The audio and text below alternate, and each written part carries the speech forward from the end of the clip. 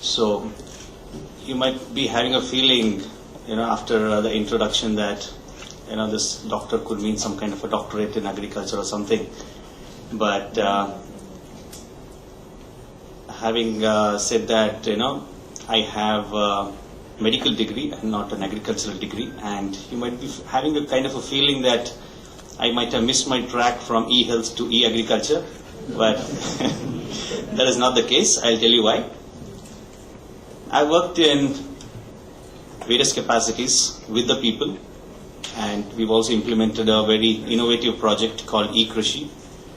So now I can with authority say that some of the policies which we have in place, how is that getting filtered down to the people? How are we implementing, or as the theme says, from perspective to practice, how are we practicing what we preach or what we've already laid down?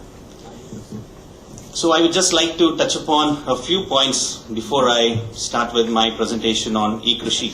And for delegates from outside the country, Krishi means agriculture. So E we are all familiar with. So this is a small initiative of Government of Kerala in association with UNDP and NISG, and that we have implemented in Kerala. Just before that, I would also like to keep in mind the time limits, and also I have the job of ensuring that I have to be appealing to all of this diverse category of people sitting here in this gathering, and it should also keep you awake. So these are some of the important things I'll have to do in the next 10 to 15 minutes. But before I start, I would just like to touch upon a very important study which was done by FAO. They had done a study to identify key issues that need to be addressed when applying the livelihood approach in interventions to enhance the impact of ICD. So after this study, FAO came out with 8 critical factors which are responsible for success of any livelihood approach program. And out of that, I'll just mention all these points because the pilot, the project which we have done in Kerala, that's a pilot with a difference, and not like the other pilots which many of the states are doing. I'll just explain that why. So these 8 critical factors are more or less covered, and I would say at least we've tried to address many of these issues in this pilot project. So the first success factor which has been pointed out is adapting content to the local context. So this is very important because considering the diverse nature of a livelihood across this country and across the world, so what are we adapting or planning to adopt? Is it relevant to the local context? That's one important factor. And build on existing policies, and even in case you're trying to get new policies, try to make that policy robust and let that not be drastic change in, sudden drastic change would definitely will not be acceptable to many of the people. So that's the second point which has come out in the study. And address the diverse nature of stakeholders in this sector. Capacity building is one important thing. Empowerment and access to IT. Building partnerships with various stakeholders. What are the costs of information technology which we are intending to use? And adopting realistic approach to technology, and just not imbibing something which is already there just for the sake of it, but is it the right technology which we are planning to use? Does that take care of the cost which we are intending to expend? So these are some of the issues which we have at least tried to address in this project. So this is basically a project with a vision to establish a connected farmers community throughout Kerala who have access to information on market demand, prices, good agricultural practices, quality agricultural inputs, supported by a technology-enabled robust transaction platform that facilitates all their offline activities. And what I would like to impress here is, though we have the policies, the technology, the idea of what this technology needs to do, ultimately somewhere we need that kind of a balance between all of this, and which should also be acceptable to the people. This is what is one important thing, and acceptability by the people is very difficult, and we should somehow ensure that this thing happens. So though so many things are in place, what is that missing link is what we might have to address in the coming discussion. So this is basically a joint program of NISG, that is National Governance, Smart Governance, UNDP, IT Mission, IIITMK, and the Agriculture Department. This is implemented through a center called Akshaya Centers, which are our common service centers, which is a one-point center for delivering all the services to the people. So we have about 2,500 odd centers already throughout the state. So people don't have to run from pillar to post trying to look for any kind of a service. So they can just go to these centers. And during the discussion, if anybody is interested about this project, I would like to emphasize upon that, because this is one of the award-winning projects of the Government of Kerala. So this is, Akshaya Center is operating as this e-Krishi centers. We have different level committees. We have farmers conglomeration and committee called Bhumi Club. We have Panchayat local bodies. We have also a tie-up with the business community. So these are the various stakeholders. So all have to agree to what you say, and how they do it is another important story altogether. So this is initially piloted in a district called Malappuram, and after seeing the success, we have started to roll it out to other districts as well. That is mainly based on the funding pattern of local bodies. So we have crossed that pilot and are now going to the rollout phase. This is how a typical center would look like, which has PCs, broadband connectivity, webcam, scanners, printers, and a trained staff. These are the various services which is given through this eKrishi. So market practices, there's a resource library, online advisory, input services, on-demand video shows, soil testing, weather information, and other various services rolled out through the Akshaya. Here we have the governance structure. We have the Kerala State IT Mission, which I represent.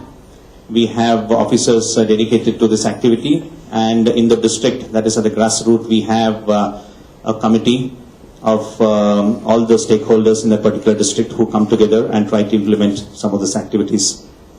This is the district implementation committee, and government is known for having various sorts of committees and doing nothing, but there needs to be some kind of a responsibility fixed. So here we have the district panchayat chairman, district panchayat president as the chairman of this committee, and here in India, Panchayati Raj being so vibrant, so most of the developmental activities are now happening through this local bodies. So having a Panchayat president is very important, because he has his own stakes in this, because he is represented by the people, and if he doesn't deliver, he always has the chance of losing the next election. And we have from the government side the highest authority in the district, that is the collector, and we have other departments like the husbandry, dairies, fisheries, and all the other, including NABARD.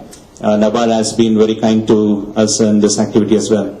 So we have project coordinators who will be doing capacity building programs, organizing this farmer clubs, and we also have this block level coordinators who will be collecting data of the farmers, buyers, and trying to arrange all the facilities which the project intends to deliver. So these are some of the activities of eKrishi, that is registration of farmers, registration of buyers, orientation programs to both farmers and buyers, how to transact, how do we use the ICT for various activities related to agriculture, market study, formation of collection centers, management of various programs.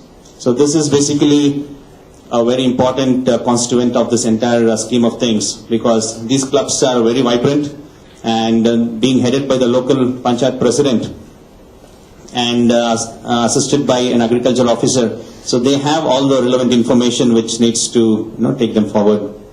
So this I just wanted to inform about the training programs, what we do. And we have institutional tie-up with all the stakeholders relating to agriculture, right from rubber board, coconut board, horticulture department, fisheries, agmark. Each and anyone associated with agriculture needs to be taken in, because we don't want too many parallel things happening towards a common objective. So these are some of the clippings of the programs what we had. This is our library. So some of the major success stories is very interesting. I'd like to share a couple of them. See, now mushroom is commonly grown in Kerala, but what was seen was, because of lack of market facility, the farmers were not getting the right price for the produce.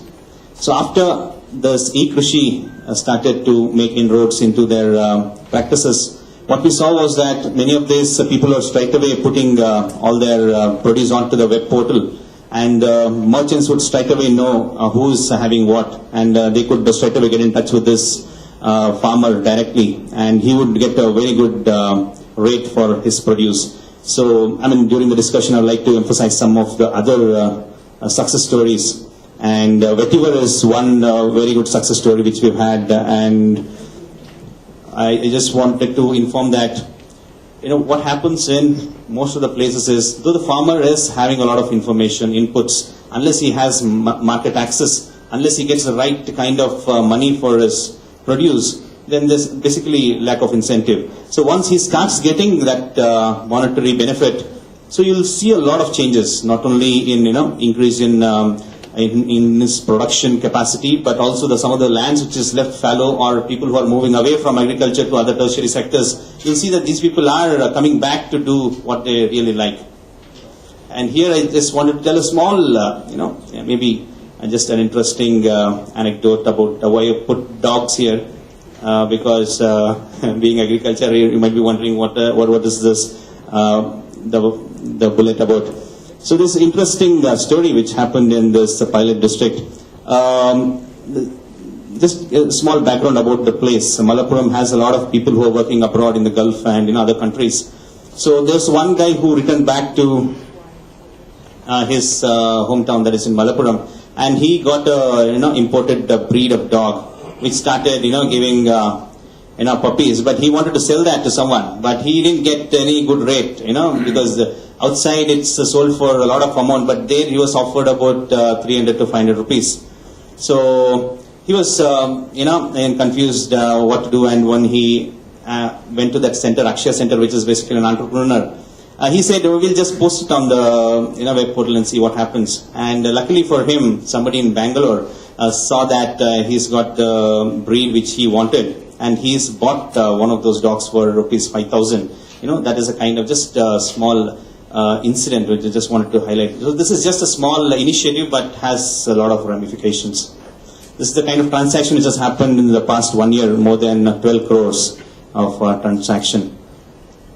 This is the homepage of eKrishi. So any farmer who wants, he can get registered. Any buyer can get registered. So as and when a farmer is ready with his produce, he'll post it on the. So this is he'll post it on the portal, and any buyer can just log in and see what is the kind of produce is available for him to buy. So straight away he gets in touch with him, establishes a transaction, and that's how the entire thing happens. But I just wanted to emphasize on the fact that ICT is not just giving computers or some things to the farmers, but it has a lot of involvement of IT in all phases of agriculture, right from production to market.